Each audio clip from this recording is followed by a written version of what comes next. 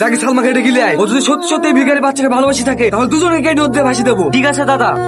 ভাবি, সালমাকে দাদা ডাকছে। কেন? মাস্টার বলছে সালমাই নাকি ওই ছেলেটার পেছন পেছন ঘুরতো। শোন সালমা, দাদা কিন্তু বিশাল রেগে আছে। ও মরছে মরুক, তুই জানে দাদার সামনে কিছু স্বীকার করিসনি। সব দোষ ওই ছেলেটার দিবি, তাহলে কিন্তু তোর কপালে বিশাল কষ্ট আছে। তোর এত বড় কালেজা আমার মান সমানে হাত দেওয়া। দাদা, সালমা চলে এসছে। কিরে, মাস্টার বলছে তুই নাকি ওর সাথে প্রেম করলে এই পেছন পেছন ঘুরতি। না না ভাই, ওই ভিখারি বাচ্চার সাথে আমি কেন প্রেম করতে যাব? আসলে ও আমাদের স্কুলের ফার্স্ট বয় তো, তার সাথে কদিন ভালোবাসার নাটক করি আর পড়াশোনাটা নষ্ট করে দিতে চাইছি, যাতে প্রতিবারের মতো সেকেন্ড না হয়ে এবছরে আমি ফার্স্ট হতে পারি।